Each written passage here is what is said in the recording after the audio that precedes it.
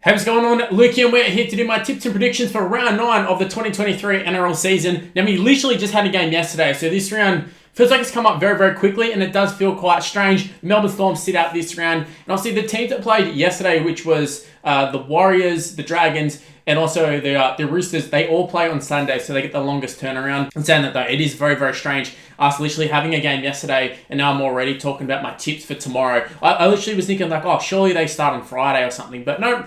All back to normal, all back on Thursday, and yeah, we're here to do round 9. It's crazy that we're up to round 9 already. Now, we're just about to take a look at my tips and predictions, but before we do so, I need to mention, if you happen to enjoy this video, make sure you leave a like on it and subscribe to the channel if you're new around here. The likes are definitely important. I can't stress that enough. You know, at the start of every video now, I sit there and I say, please make sure you leave a like, all that sort of stuff. It really, really helps out. The more likes, the more views, the more growth for the channel. And with how things are going, we're growing pretty quickly, and it's all down to you guys. So shout out to you. Thank you very much for all of the support and, you know, all that sort of stuff. Also, go ahead and chuck me a follow on social media. It's on the screen right now. It's Mr. Luke and YT. And that covers all my social media, all the ones you're seeing on the screen right now anyways. Except for Facebook. I don't have a Facebook, but everything else is there. Give me a follow, give me an ad, do all that sort of stuff. Also, I just got done talking about helping out the channel with likes. I want to thank everybody who's helped out the channel by becoming a member and also super chatting as well. But you're seeing on the screen right now, all the members, shout out to every single one of you. You have been very, very loyal, very, very dedicated, and I can't thank you enough. Everything definitely doesn't go unnoticed, and I appreciate every single one of you. And to be honest, when I'm streaming and I see one of you guys leave a comment, it does make my day. Same way as the super chatters as well. Can't thank you enough as well. Honestly, it's so motivating to see someone super chat or become a member. It really sort of keeps the channel going realistically. Anyways, that's the intro over and done. We're going to take a look at my tips and predictions now for round 9. So we're starting off with the very first game, which sees the Cronulla Sutherland Sharks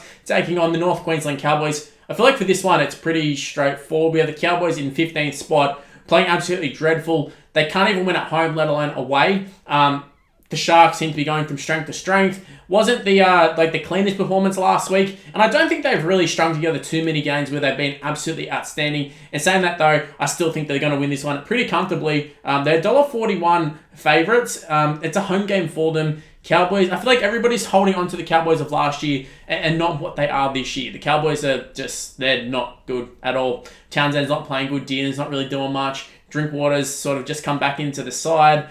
They're just not effective. No Tamalalo this week as well, I'm pretty sure. So even if he has been playing, it hasn't been that effective. I really don't know what the Cowboys do to fix things. In saying that though, the Sharks don't really need to fix anything. Like I said, they're going from strength to strength. Should have won by a lot more last week, in my opinion. Obviously, Mulatalo butchering a try, literally for no reason. That kind of, I don't know, I feel like the scoreline sort of flattered the Bulldogs a little bit, but yeah, the Sharks are going to win this one. I think it's going to be 13 plus. I think at home, I think they're going to be very to beat in general, let alone against a struggling Cowboys. So for me, 13 plus for the Cronulla Sutherland Sharks. There you go. That's the first tip of the round. Hopefully, a better start than last week, because last week was pretty terrible. On to the second game is the Parramatta Eels up against the Newcastle Knights. Who would have thought at the start of the season this would be a tough game to pick? Not me, that's for sure. Just checking if Kalen Pong has actually been named in the halves. He has. Obviously, that doesn't mean he's going to start. Didn't start last week. I feel like at this point, though, if you're going to name Kalen Ponga, you've got to start him. Like, you've got to play him, especially up against Parramatta side, who Parramatta are sort of that's capable of blowing out a team very early on. Also, a team capable of, you know, dropping the ball and playing terribly for, like, the whole game. So, it is going to be hard to pick this one in terms of, like, with confidence. Like, Knights good in this one, Parramatta can win this one, and I can't believe I'm actually saying that. Last week I tipped the Knights, and obviously they got beat by the Cowboys, but it was very, very tense, and it was a away game for them. I think realistically Parramatta are going to win this one, just in terms of it being a home game for them, and I think they just have the better side in general. But with how the Knights have been playing, they sort of are quite gritty, and they do look pretty good at times. I think if they had a little bit better coach, I think they'd be much better. The side isn't terrible on paper, so look, I think the Knights can do a lot better than what they are doing, but they are starting to sort of get in the groove of things. Ponga being back, I think it's going to be huge for them. So if the Knights come out and win this one, I'm not surprised, but for this one, I'm going to be tipping the Parramatta Eels 1-12. I don't really have a particular reason other than Eels I don't know, I just feel like they've got a little bit extra than the Knights, but like I said, wouldn't be surprised at all if the Knights win. On to the next one, which sees the Brisbane Broncos in first position taking on the South Sydney Rabbitohs. It's a top 4 clash, and it's also at Suncorp as well. I think next week's Magic round, so we get all the games at Suncorp, but Broncos playing at home up against the South Sydney Rabbitohs.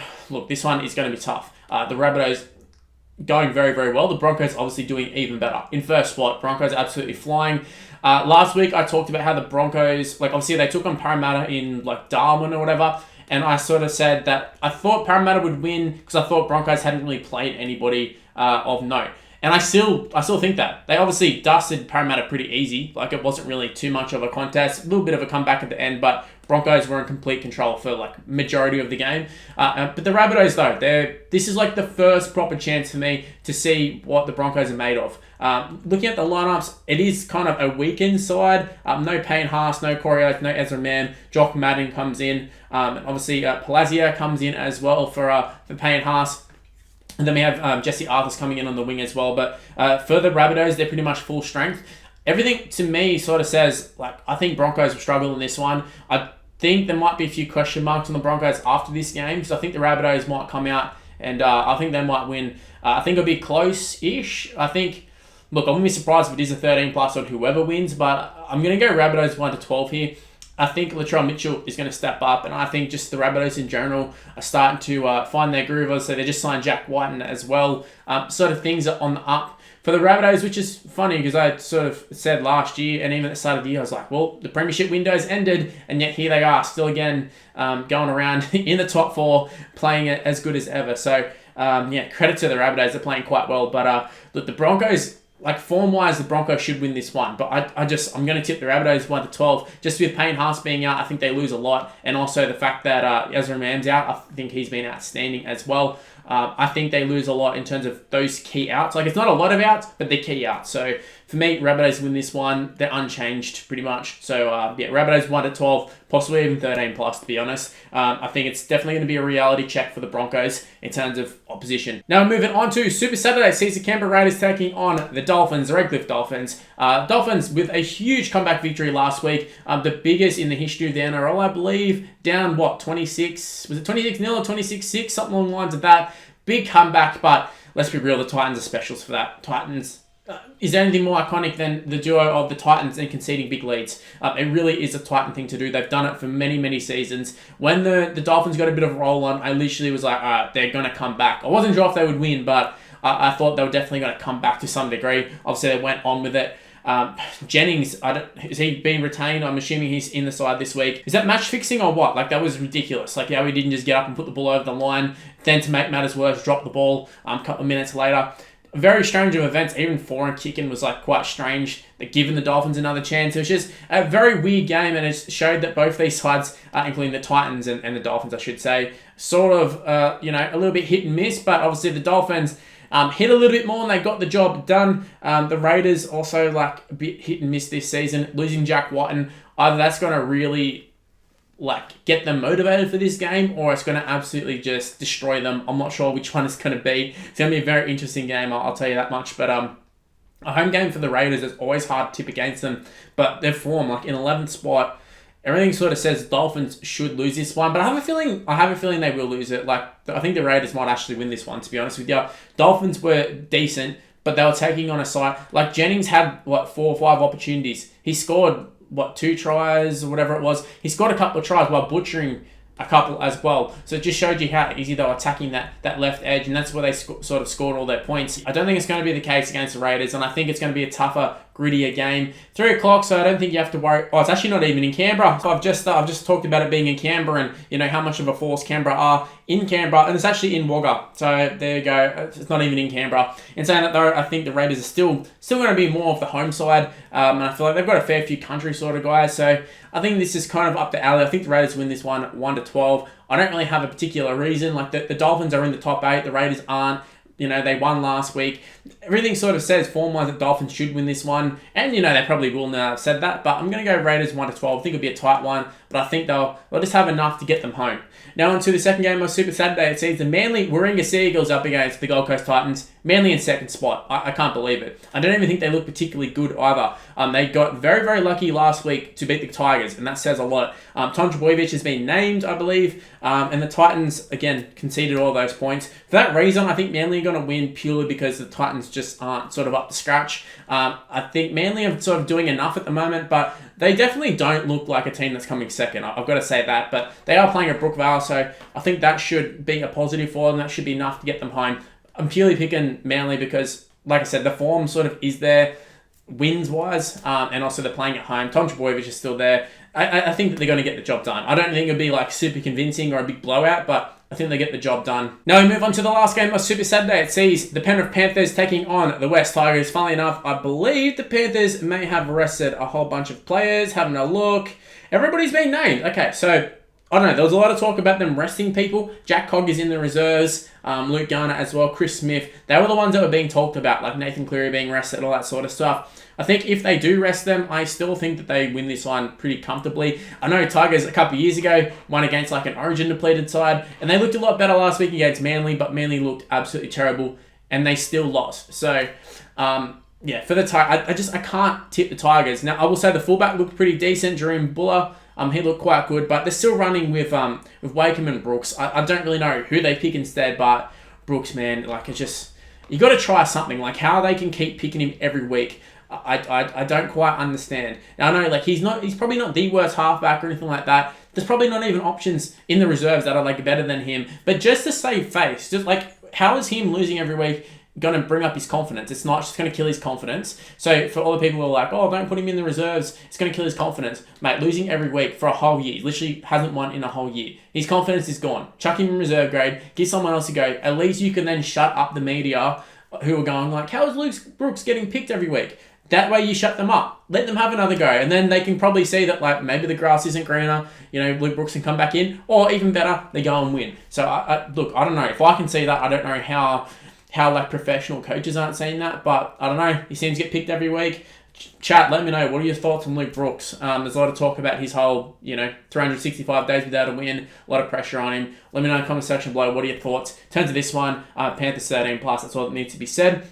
Now, on to Sunday afternoon football. We see the New Zealand Warriors taking on the Sydney Roosters. Now, this should be a very, very good game. I think this will be a tough game. Look at the lineups. Now, Brandon Smith went down injured. Don't know if he'll play. Like, it looked like he got injured. Obviously, Victor Radley as well. Didn't get suspended, but swinging armed another guy. Well, actually, he didn't really swing an arm. He kind of head clashed with a little bit of shoulder. But he did get sin bin. So, he's starting to get that reputation. They've retained Joey Manu in the halves, which I think is a good move for them. Corey Allen comes in on the wing as well with Tupou doing his hammy or whatever he did. But the Warriors, they lost, but they were very, very competitive. Nearly got the job done against the Storm. But I feel like there's a lot being said about like, oh, they nearly got the job done against the Storm. But this is definitely not the Storm of old. Like, this isn't this unstoppable force that's a Melbourne Storm. They went to Melbourne, they got close, and they lost. It was a good, pretty decent performance, but they still lost at the end of the day. Roosters got the job done. Didn't look good at all, in my opinion, against the Dragons. So, look, I think realistically, I think the Warriors are a chance, but no Chance, no Jas Tavanga, and no Tohu Harris. They're huge losses. So, I'm going to be tipping the Roosters this one. I think it'll be 13+. I do think it will be sort of like a tight game, like visually when you're watching it. You'll go, geez, this is a tight game. But I think score-wise, Roosters might blow it out at some point. But yeah, that's literally just going off the fact that the outs for the Warriors, Wade Egan's back for them, which I think is going to be good. But in terms of the outs, like Chance being out, he's such a good leader. Organised at the back pretty well.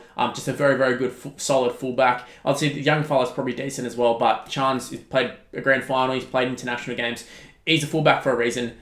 He is a fantastic player. And obviously, Tohu Harris, Justin Vunga's been around for quite a while. They are huge outs, and that's purely why I'm going Roosters 13+. Can't really go off the form because both of these sides have been playing okay-ish. Warriors been playing great, to be honest, but the Roosters, definitely aren't playing up to what I would have thought, but still getting the job done. What do they find themselves in? They find themselves outside the top 8, actually. I was going to say they find themselves in the top 8, but no. But look, still the fairest $1.52. 9th up against 7th. I think the game is probably going to reflect that. Roosters get the job done, though. 13+. Now moving on to the last game of the round. It is my Canterbury Bankstown Bulldogs. It's an away game taking on the St. George Illawarra Dragons. Played at Wollongong. The Bulldogs are the outsiders. I don't know how they can be the outsiders when Josh Reynolds is in the number 6. Let's go. Let's go. Bulldogs fans, I don't know if we want to rejoice yet. Rejoicing in the fact that Kyle Flanagan isn't getting picked. A lot of talk about Luke Brooks in terms of the halfback role. I don't know how there's not more talk on Kyle Flanagan. I know a couple of years ago, he was sort of in and out of first grade, and there was a lot of talk about, the Bulldogs have ruined Calf Flanagan and all that sort of stuff, but the guy offers absolutely nothing. So if anything, at least Josh Reynolds is gonna provide energy. I don't know how he's gonna go the full 80. He's been doing it in like reserve grade when he had to, but I think there's always going to be question marks over whether he can play the full 80. But I mean, if Josh Reynolds is out there, I think he's going to get through the 80. Like he's one of the fittest guys. He's always renowned to be one of the fittest guys at the club every year. Like that's the whole reason he became professional, is because didn't have the skill, but he was so fit that he could push everyone else. So I don't think fitness will be an issue, to be honest with him. Maybe a few brain snaps, and maybe this will be the one and only game Josh Reynolds plays in the number 6, but let's just enjoy it while we can.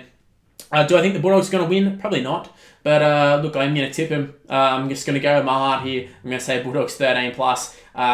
Look, Dragons are a side that could win this game comfortably. They could also get tied up in this game. I'm not sure exactly how it goes. They did look pretty good against the Roosters, but they always seem to step up in the Anzac game. So take that with a grain of salt. But also, they could win 13 plus. I really don't know this game. That's sort of how it is. We got 14th up against 16th. I was talking about Warriors and Roosters reflecting where they're coming on the table. I think this game will also reflect it. I don't think it'll be a super high quality game, but look, I've seen enough from the Doggies to know they can get the job done. Just a matter of whether they will. So, yeah, Bulldogs 13 plus, they will get the job done. Anyways, guys, I'm going to end things here. Hopefully you did enjoy that one. If you did, make sure you go ahead and smash the like button and subscribe to the channel if you're new around here. Obviously, at the start of the video, I gave you the whole stick of, leaving likes and all that sort of stuff. So, definitely go ahead and do that. Also, go ahead and chuck me a follow on social media. It's Mr. Luke on YT. Getting super close to 1,000 followers on Instagram. Also, my TikTok has a fair few views as well. So, give me a follow, give me an ad, do all that sort of stuff. And thank you for coming in and watching this video, I guess. And stay tuned for more content on the channel. Origin is like a month away, so plenty of content to be made. So hopefully you guys are going to stick around. And also come and check out my live streams. I've been streaming a fair bit as well. So come and have a look at that. But thanks for watching, guys, and I'll see you in the next one. See yous.